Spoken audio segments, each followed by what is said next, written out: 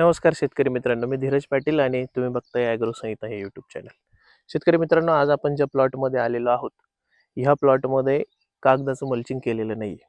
तर ह्या प्लॉटमध्ये त्यांना ऑर्गॅनिक मल्चिंग म्हणजे कडवा कुट्टीचं मल्चिंग त्यांना करायचं आहे आणि काही कामाच्या व्यापामुळे ते आता मागं पडले. 20-22 दिवसाचा हा प्लॉट आहे. तर मल्चिंग ह्या विषयावर सविस्तर आपण नंतर व्हिडिओ देणारच आहोत. तर मित्रांनो, सध्याच्या टेम्परेचरच्या परिस्थितीमध्ये काही जे महत्त्वाचे मुद्दे आपल्या समोर आलेले आहेत, त्याच्यामध्ये पाणी नियोजन हा खूप महत्त्वाचा मुद्दा ह्या टेम्परेचरच्या जास्तीच्या टेम्परेचरच्या परिस्थितीमध्ये टोमॅटोमध्ये महत्त्वाचा आहे. तर याच्यामध्ये मित्रांनो, जास्त जर पाणी झालं प्लॉटला तर मुळांच्या कक्षेमध्ये रायझोस्पियर एरियामध्ये जास्त पाणी जर प्लॉटला झालं तर तिथं मुळांना ऑक्सिजन घेता येत नाही. ऑक्सिजन न घेता आल्यामुळे जे तुम्ही वरून लिक्विड खतं सोडताय किंवा अजून काही तुम्ही ड्रिपनी जे काही ॲप्लिकेशन करताय ते अपटेक करण्यासाठी मुळांची कार्यक्षमता ही 100% कमी झालेली असते.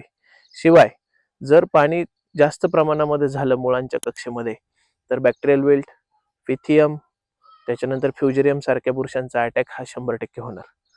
त्या व्यतिरिक्त जीवाणूजन्य करपा असेल, अर्ली ब्लाइट असेल, लेड ब्लाइट असेल, ही सगळी जी बुरशीजन्य रोग आहेत, मग त्याच्यामध्ये काही जीवाणूजन्य असतील आणि काही बुरशीजन्य असतील, ही फक्त आणि फक्त पाणी नियोजन योग्य न केल्यामुळं फक्त प्लॉटवर येतील. आपल्याकडे फवारण्यांचं नियोजन असतं, आपल्याकडे खतांचं नियोजन असतं, मात्र आपण पाणी नियोजनासारख्या विषयाकडे 100% दुर्लक्ष करत असतो. ह्या टेम्परेचरमध्ये आपल्याला वाफसा बघायचा. आता ह्या प्लॉटमध्ये तर मल्चिंग नाही कागदाचं, मात्र ज्या प्लॉटमध्ये कागदाचं मल्चिंग आहे तिथं सुद्धा खाली हात घालून आपल्याला तिथली माती वर काढून बघायची. तिचं जसं आपली एक पारंपरिक पद्धत आहे, आपण मातीचा गोळा करून पाहतो. तिच्यामध्ये जर तो गोळा झाला तर जास्त पाणी आहे असं समजायचं, म्हणजे जमीन वापशेला नाहीये. आणि जर तो मातीचा गोळा जर विरळ झाला किंवा जर तो असा आपण हवेत फेकला आणि तो जर हवेतच विरळ झाला तर ती जमीन वापशेवर असे समजायचं. आणि ही वापसा कंडिशन चेक करत राहूनच आपल्याला ह्या टेम्परेचरमध्ये पाणी द्यायचंय. आणि जास्त पाणी झालं, मुलांची कार्यक्षमता कमी झाली तरी पाण्याच्या वाट्या होत आहे. आणि जर कमी पाणी झालं तरी सुद्धा झाड हे ट्रेसमध्ये येत आहे आणि पानांच्या वाट्या होत आहे. अशा परिस्थितीमध्ये जिथं पाणी नियोजन योग्य चालू आहे, बरोबर चालू आहे, वापसा कंडिशन मध्ये चालू आहे, मात्र तरी सुद्धा जर पाण्याच्या वाट्या होत असतील तर तिथं सिलिकॉनचा वापर आपल्याला करायचा आहे. मात्र आजच्या व्हिडिओचा विषय हा कुठली फवारणी किंवा कुठलाही ड्रिप ॲप्लिकेशन सांगणं हा नाहीये. तर आजच्या व्हिडिओचा विषय फक्त एवढाच आहे की पाणी नियोजनावर आपल्याला जास्तीत जास्त लक्ष द्यायचं आहे. आपल्याला जे काही सगळ्या रोगांचं जे काही मूळ आहे ते हे फक्त पाणी नियोजन आहे. जर पाणी नियोजनावर आपण व्यवस्थित लक्ष, अति सामान्यातली सामान्य ही गोष्ट आहे, ही फार क्षुल्लक गोष्ट आहे, मात्र आमचे बरेच असे काही मित्र जे ॲग्रिकल्चर ग्रॅज्युएट आहेत तरी ते सुद्धा ह्या गोष्टींकडे दुर्लक्ष करत असतात. ही दुर्लक्ष करण्यासारखी गोष्ट नाहीये.